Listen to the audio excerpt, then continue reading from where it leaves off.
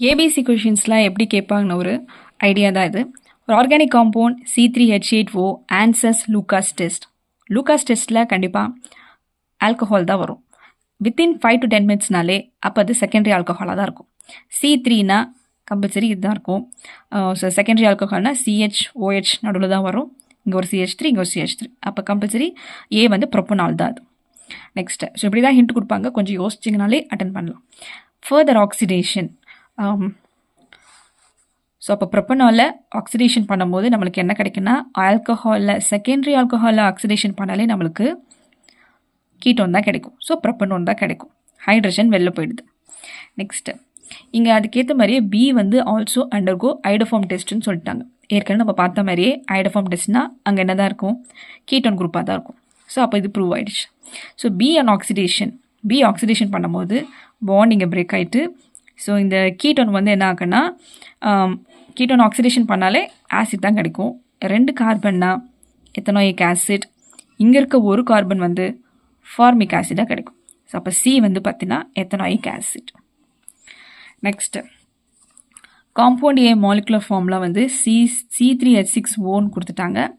On reduction with lithium aluminium hydride gives B வந்து blue கலர்னு சொல்லிட்டாங்க. விக்டர் மயர் டெஸ்ட்டில் ப்ளூ கலர் எதுக்கு வரும்னா செகண்டரி ஆல்கஹாலுக்கு தான் வரும். அப்போது பி வந்து செகண்டரி ஆல்கஹால்னா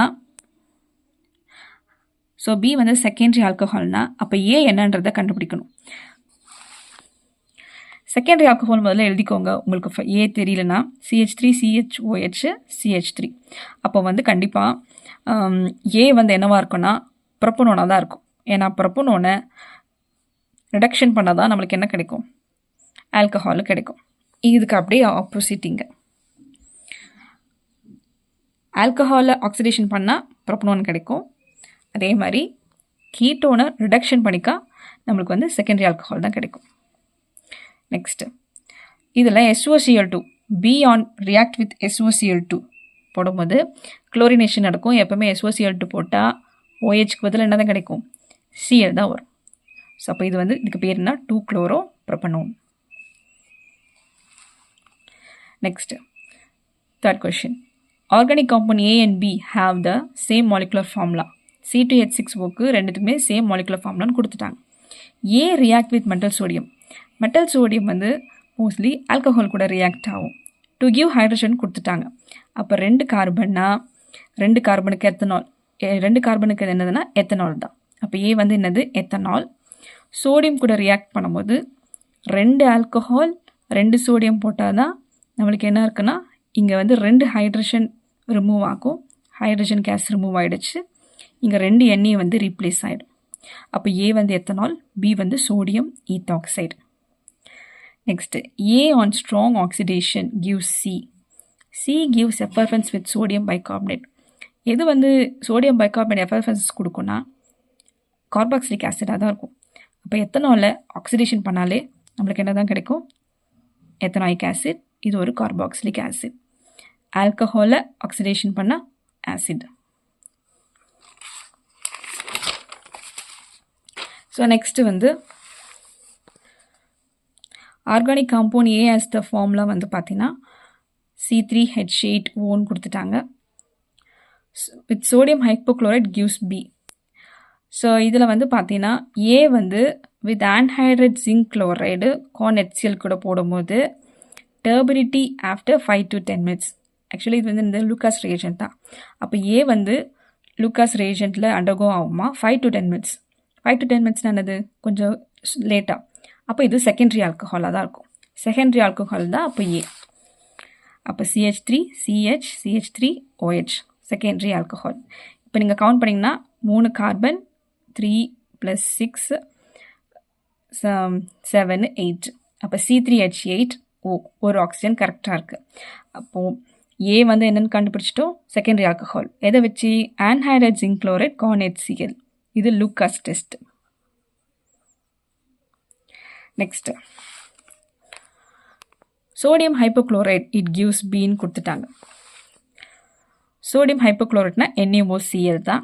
NaOCl கூட போடும்போது என்ன ஆகும்னா இந்த ஹைட்ரஜன் வந்து ரிமூவ் ஆகிடும் எப்பவுமே.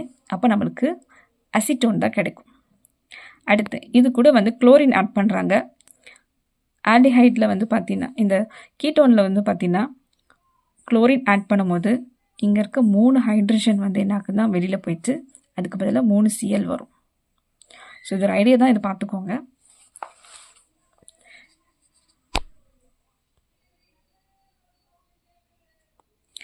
Next question, organic compound C2H4 undergo iodoform test. ஏற்கனவே நான் ஹிண்ட்டில் சொல்லியிருக்கேன். C2H4 undergo iodoform டெஸ்ட்னா அப்போ கண்டிப்பாக வந்து அது வந்து அசிட்டால்டிஹைடாக தான் இருக்கும். CH3CHO.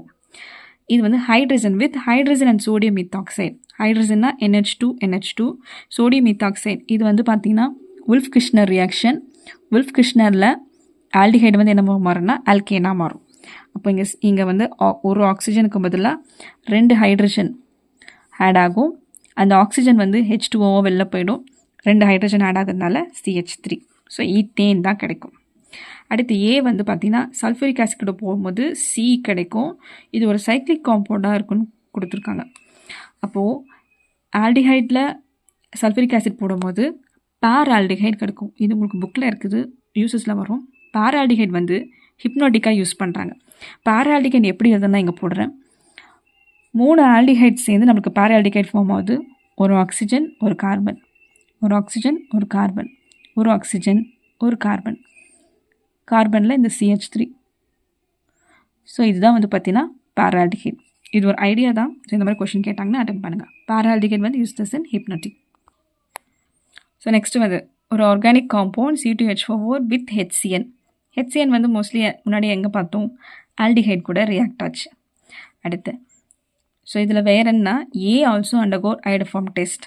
அப்போது அது வந்தாலே அசிட்டால்டிஹைட் ஞாபகம் வச்சுக்கோங்க. CH3CHO HCN கூட ரியாக்ட் பண்ணும்போது டபுள் பாண்ட் CHO ஹைட்ரஜன் அப்படியே தான் இருக்கும். ஸோ இந்த ஆல்டிஹைட் குரூப்பில் இருக்கிற டபுள் பாண்ட் பிரேக் ஆகிட்டு ஆக்சிஜன் கூட ஹைட்ரஜனும் இந்த சைடு சயனைடும் வரும் இல்லையா, ஏற்கனவே பார்த்தது தான். அடுத்து ஸோ பியில் வந்து ஹைட்ரோலைசிஸ் பண்ணால், பியை ஹைட்ரோலைசிஸ் பண்ணால் வேறு எதுவுமே அதாவது சயனைட் தான் என்னவா மாறும், கார்பாக்சிலிக் ஆசிடாக மாறும். ஸோ இதுக்கு பேர் வந்து பார்த்தீங்கன்னா 2 செகண்ட் பொசிஷனில் OH-க்குன்னா 2 ஹைட்ராக்சி ப்ரோப்பனைக் ஆசிட். இது 2 ஹைட்ராக்சி ப்ரோப்பன் நைட்ரைல். நெக்ஸ்ட் இந்த கொஷின் அதே மாதிரி தான். C2H4O டாலரன்ஸ் ரேஷன் கொடுத்துட்டாங்க. Treatment with HCN. அசிட்டால்டிஹைடுக்கு டாலரன்ஸ் ரேஜும் இதுவாகும், iodoform டெஸ்ட்டும் கொடுக்கும். ஸோ அப்போனா அசிட்டால்டிஹைடு இதை ஞாபகம் வச்சுக்கோங்க. அசிட்டால்டிஹைடில் HCN ஆட் பண்ணும்போது ஆக்சிஜன் கிட்ட ஹைட்ரஜனோ இன்னொரு பாண்டில் CNO வரும். அடுத்து ஸோ இதில் ஃபென்டன்ஸ் ரேஷன் ஆட் பண்ணுறாங்க. ஃபென்டன்ஸ் ரேஷன்னா என்னென்னு ஸோ கொடுத்துருக்க கொஷினில் சயனைட் இதை வந்து ஹைட்ரோலைசிஸ் பண்ணால் தான் நம்மளுக்கு B கிடைக்குமா. ஸோ அப்போ இதில் வந்து ஃபாலோட் பை ஹைட்ரோலைசிஸ்ன்னு போட்டிருக்கு. அப்போ சயனைடை ஹைட்ரோலைசிஸ் பண்ணால் நம்மளுக்கு ஆசிட் தான் கிடைக்கும். ஸோ இந்த ஆசிடில் தான் என்ன பண்ணுறாங்கன்னா ஃபென்டன்ஸ் ரேஷன் ஆட் பண்ணுறாங்க. FeSO4 + H2O2 தான் என்னது ஃபென்டன்ஸ் ரேஷன்.